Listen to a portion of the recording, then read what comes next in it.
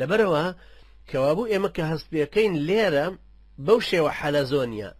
تەکیەی بارزان بوو بە ئیمارەت هەنگاوی نابەرەو بادینان بۆ ئیمارەتی بادینان بۆ مؤتەمەری دهۆک 1970 و گەورەتر بوونی دروستکردنی مەوا دروستکردنی لەشکر پەیداکردنی چەک عاسیبوون یان شوێنی مەحکەم گرتن دەسەڵات ئەمانە طبعا هەمووی وای کرد وردە وردە تەمهید دروست ببێ بۆ ئەوەی کە هێزێک دروست ببێ بۆ لێدانی بارزان لێدانی بارزان طبعا بوو بە شتێک کە کۆمەڵی خەڵکی ناحەز لە ناو داخلی ئیمارەتی بادینان هەروەکوتم وەکو زێباری و ئەوانی تر حاقد بوون بەرامبەر بە ئیمارەتی بارزان هەروەها دەسەڵاتدارانی اتحاد و تەرەقی ناحەز بوون پێی دیسان کۆمەڵە خەڵکیی تری کورد زۆر بەداخەوە یعنی هەر کوردێکی جاش اتحاد و تەرەقی ئەو زمانەکە کاربەدەست و متەنەوریش بوون یعنی ڕۆشنفکریش بوون بە ڕۆشنفکری ئەو سەردەمە طبعا کارتێکردنێکی گەورەیان هەبوو بۆ ئەوەی کە وردە وردە هێزێک دروست ببێ بێ بۆ شەڕێک کە پێوترە شەڕی پێرسی یەکەم یا شەڕی یەکەمی پێرس کە لە پاییزی 1970 ڕوویدا ئەوەش طبعا مهمە کە هەست پێ بکەین ئیتر سەرەتای ئەوەیە کە ڕوبەڕووبوونەوە حتمما دروستە بێت چونکە قوارەکە گەورەتر بووە کاریگەری هەیە بەو شێوە حەلەزۆنی زیاتری کردو ئەم جارە هەر دائیرەیەکی تری حەلەزۆنی زیاد بکە خەڵک زۆرتر دێنێتە ناو ئیمارەتەکە دەسەڵات زۆرتر دروستەکە چیای عاسی و محکەمی تری بەردەستەکەوێ ئابوووریەکی باشتر پەیوەندیەکی گەورەتریشی حتمما بۆ دروستە بێ لەبەرەوەی تروا پێویستی کرد کە محەممەد پاشای داغستانی کە ئەو کاتە فەرماندەیەکی مەشهوری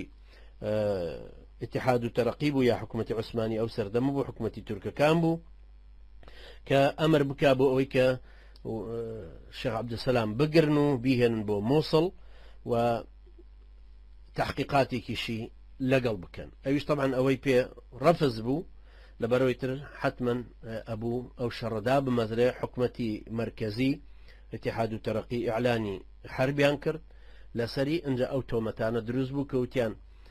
سمع و طاعی بۆ دەوڵەتی مرکزی نەماوە بۆ سڵتان نەماوە هیچ نەبوو طبعا ئەو کاتە سڵتان هەرخا بە قەفەزێک و هەر ناوی مابوو ناوێکی بێ محتەوا بە ناوی ئەوە هەموو شتێکەکرا بۆەوەی هێشتا خەڵک هەبێکە بتوانن کڵاو بنێنە سەری بە ناوی ئیسلام و بە ناوی سڵتان و بە ناوی وەلا بۆ دەوڵەتی مرکزی ئیسلامێتی على ئاساس بەڵام لە هەمان کاتە ئیدارەیەک و سیستمێکی کوفری بووە هات بۆ سەر حکم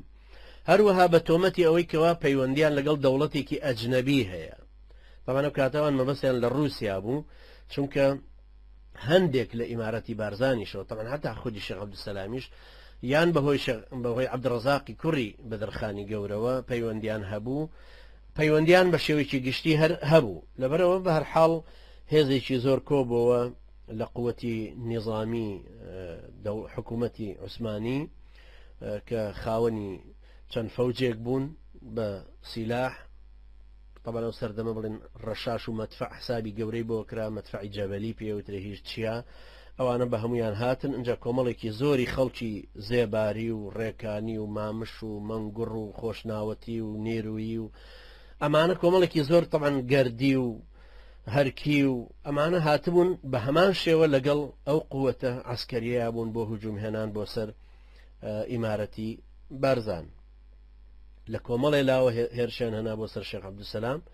هەرچەنە قووەتەکە ئەوەی بارزان مقاومەیەکی زۆر بە قووەتی کرد زەرێکی زۆر گەورەشی لە فازڵ پاشادا و هەروەها لە قووەت و دەسەڵات عسکەریەکە و ئەوانەش کە لەگەڵ یا هاوکار بوون بەڵامی تر دوایی شێخ مەجبور بوو کە بڕوا بەرە و چیا عاسیەکان خۆی بشارەتەوە ماوەیەکی زۆر لەوێ نێتەوە و ئەو کاتەش بەداخەوە طبعا هەر ئەو کوردانەی دەوروبەری بارزان فەرهودیان کرد هاتنە سەر ماڵەکان خەڵکیی زۆریان گرت ئیتر بەو شێوەیە شەڕێکی وەها ڕوویدا و کارەساتێک هات بەسەر ئیمارەتی بارزانە بەڵام فترەیەکی کەمی پێچ و دیسان شێخ هاتەوە خوارە و توانی قووەتەکەی سەر لە نوێ کۆکاتەوە ئەمجارە بۆ شەڕێکی تر کە لە بەهاری 1990 ڕوویدا قووەتێکی باشی ئەمجارە بۆ دروست بۆ سەر لە نوێ بەڵام ئەمجارش قائیدێکی عسکەری تر کە ناوی عەقیل سەفوەتە قائیدی اتحاد و تەرەقی هێزێکی گەورەی عسکەری کۆ کردەوە لە مووسڵەوە ئەمجارە هێناوی و محاولەیەوەی کرد کە بە شێوەیەکی سلمی على ئەساس حەلیەکە هەتاکو دێتە نزیکترە و کاتە ئیتر شەڕێکی گەورە ڕوویدا بەڵام ئەوانیش دیسان زەرەریشی زۆر گەوریان لێکەوت ئەم جارە دەسەڵاتی بارزانیەکان بەقووەتر بوو شێخ عەبدولسەلام بارزانی و ئەوانەی کە لەگەڵی بوون توانیان کۆمەڵێکی زۆر بکوژن لە سەربازان هەرنێکیش بەدیل بگرن ئەفسەری تیابوو کە بەدیل گیرا بوون سێ مەدفەعیش گیرا تەمەنە و کاتە مەدفەع کارتێکردنێکی زۆر گەورەیە بۆ گەرەوە بیرتان بێ ئێمە لە باسی شەڕی خیزانە باسی بزوتنەوەکەی شێخ سەلیمی خیزانی کە باسمان کردمان جەیشی تورکی ئەو سەردەمە دوو مەدفەعی پێبوو یعنی ئێستا کە وەکو غەنیمە سێ مەدفەعەکەوێتە دەست عەبدولسەلام بارزانی بزوتنەوەکەی و ئیمارەتی بادینان شتێکی زۆر گەورەیە لەگەڵ ئەو هەموو چەکە و هەموو عیتادەی کە کەوتە بەردەست ئەم جارە ناوی شێخ بە قووەتر دەرچوو زۆر بڵاو بووە کاریگەریەکی گەورەی ڕەسمی هەبوو شعبی هەبوو لە شوێنانە هەروەها لە ناو ئیداراتی حکوومەتە کارتەکردنێکی گەورەی کرد بەوەی کە ئەم جارە محاولەی ئەو بکەن کە هەرچۆنە بێ سڵحی لەگەڵا بکەن و لە هەمان کاتیشە ئاغاکانی ئەو دەوروبەرە هاندەن دژی شێخ عەبدولسەلام لە بارزان و هەروەها ئیمارەتی بارزانەکان کە جار بۆ جار بە قووەترە بوون لەبەرەوە یەکێکی وەکو نازم پاشا کە هاتە شوێنی فازڵ پاشای داغستانی ئەم جارە محاولەیەوەی کرد کە حەلێک بگاتە حەلێک لەگەڵ بارزانیەکانە هاتە پێشەوە لەگەڵیان و فعلەن ئیتیفاقی لەگەڵاکردن اعترافی بە ئیمارەتی بارزان کرد ئەمە طبعا شتێکی زۆر گەورەیە کە دوای ئەو شەڕ و شۆڕە اعترافێک بە ئیمارەتی بارزان بکرێت لەلایەن ئەو دەوڵەتە مرکزیەتەی بیرنامەکانی اتحاد و تەرەقی هەروەها تعویزاتێکی زۆریشیان دایەوە بە شێخ عەبدولسەلام بارزانی و بەو زەرەرانە کە لیان کەوتو بۆ خەڵکی بارزان و ئەو ئیمارەتی بادینان کە لەوێ بوون و ئەنجا بە سەبەبی ئەوەش اتفاقێکی ترکرایەوە ئیمزا کرا کە کۆمەڵێک مەکتەبە بێ بکەنەوە خەستەخانەی لێ بکەنەوە و بالمقابلیش کوردیش ئامادەن ئەو سیلاحانەی کە لە سوپایان گرتە بوو تەسلیم بکرێتەوە چونکە من نقطەیەکی مهمە ئەو سیلاحانەی لە سوپایان گرتە بوو تەسلیم بکرێتەوە نەک وەکو هەندێک کەس کە نووسیوێتی ئەڵێ پێویستە هەموو سیلاحەکانیان تەسلیم بکەنەوە نا چونکە ئەو کاتە بە شێوەیەکی گشتی خەڵک هەر خۆی چەکدار بووە بە چەکی سووکی خۆی بەڵام ئەوان پێیان مهم بوو کە ئەو حکوومەتە عارێکی گەورەیە کە مەدفەعی جەیش بکەوێتە بەردەستی خەڵکانێک کە بزوتنەوەیەکی عشیرەتیان بۆ نمونە لەو ناوچە دروست کردووە بۆیە داوای ئەوان طبعا کردەوە ئەو کاتە کابرایەک بە ناوی سولەیمان نەزیف والی بوو لە مۆسڵ یەکێ بوو لەوانەی کە بەشدار بوو بوو لە ئینقلابی سێمی ئیتیحاد و تەرەقیەکانە کە ئەوش لە ساڵی 1913 کرا لەگەڵەوەشا کە کورد بوو سبحان الله بەڵام هەتا سەر ئێسقان تۆرانیزم بوو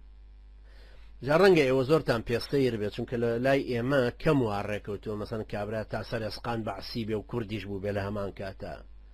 وتی بوویەتیشی کە کوردم یعنی یەکێکی وەکو طه یاسین ڕەمەزان حساب ناکرێت کابرا خۆشی نازانێت چییە ئێمە بڵێن وا جەزراویە و کووردە نا مەبەستەکە لەوەیە کە یەکێکی وەکو سلێمان نەزیف بۆ خۆی ئەڵێ کوردم و لە هەمان کاتیشا تا سەر ئێسقان تۆرانیزم بووە ئەنجا یەکێکە لە گەورەترین دوژمنانی ئیمارەتی بارزان کە مصر بوو لەسەرەوەی بێ شێخ عەبدولسەلام بارزانی خۆی تەسلیم کا و بشدرێ بە دادگا و بهێنرێ بۆ ئەستانە طبعا شێخیش حتما ئەوەی ڕەفزە کردەوە و دیسان سەر لە نوێ قووەتێکی تری جێیش کۆکرایەوە و مرتەزەقەی تری کورد لە هەمان شێوە و هەمان عەشایری دەوروبەری بارزان هەموو کۆکرانەوە ئەم جارە شەڕێکی زۆر بە قووەت و سەخت لە ناوچەی بلێ ڕوویدا ئەو خەڵکانی شارەزای ئەو ناوە چوون بۆیە بلێ بارزان نزیکن لە یەکترەوە طبعا لەوێ شەڕێکی گەورە ڕوویدا قووەتی شێخ هەمووی محاصرە کرا ئەم جارە دیسان خاستن قووەتی عەشایرەکان زیاتر توانیان بچنە پێشەوە ئەم جارە مەدفەعێکی زۆر بەکارهێنرا بوو بە تایبەتی لەبەری ڕۆژ هەڵاتەوە ئەم جارە شێخ بڕیاریدا کە بکشێتەوە بۆ ناوچە حدودیەکانی ناو ئێران و کشانەوە کەشی زۆر زەحمەت بوو چونکە زستان بوو بڵێن بەهار بوو طبعا ئەو ناوچانەش ئەو کەسانی کە دیویانە ئەزانن حتا لە هاوینا زۆر ساردە شەوانی طبعا ئەویش بە شێوەیەکی زۆر قورس و سەخت توانی بکشێتەوە بگاتە حدودی ئێران لە نیسانی 1914 چووە ڕاژان و لەوێت چووە مەقەڕی سەید تەها لە ناو خاچی ئێرانە با بڵێن ئەگەر ڕاست بێ بڵێن بەهەرحاڵ یعنی ئەمە بۆ خۆی لە خۆیە کۆمەڵە شتمان پێ نیشانەدا کە دروستبوونی ئیمارەتەکە بەو شێوە هەبوونی قووەتێکی وەها ڕوبەڕووبوونەوەی لەگەڵ دەوڵەتی مەرکەزی بۆ سلمان بۆ هێنانەوەی شریعەتی ئیسلام وەکو حاکمیەت بۆ لابردنی مەزلومێتی کوردی بۆ چەسپاندنی خوێندنی کوردی کردنەوەی خوێندنگاکان بە کوردی قوتابخانەکان بە کوردی ئەمە کارتێکردنیی زۆر گەورەی هەیە. بەرزانی بڵێن عەبدولسەلام بارزانی دوای ئەوەی کە گەیشتە ئێران و پشوویەکیدا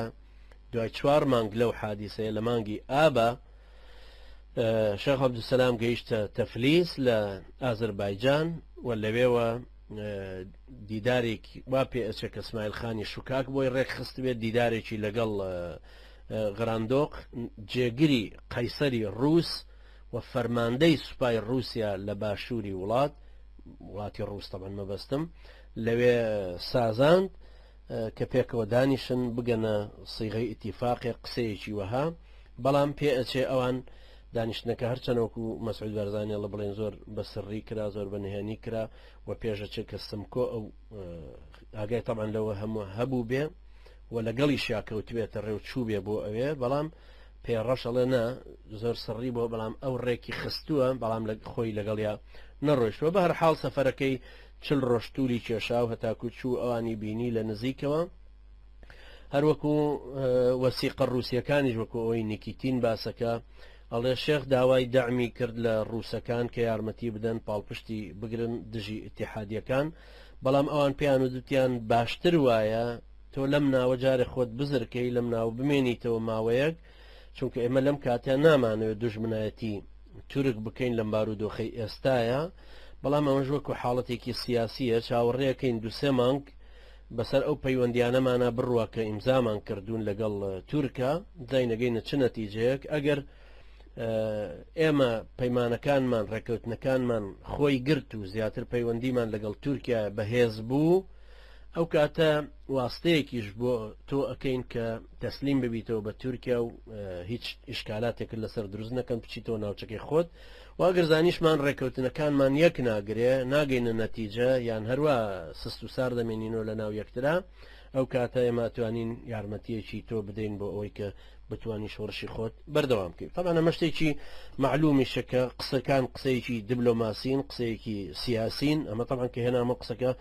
لە کتێبەکەی پێڕەشایە لە لاپەڕە 136 کە باس لەو سیاسەتە ئەکا ئەوان بەو شێوەیە بوون و شتێکی طبیعیشە کە ئەوێت 2-3 مانگ لێوێ مایەوە وفعلا دوای ئەوە گەڕایەوە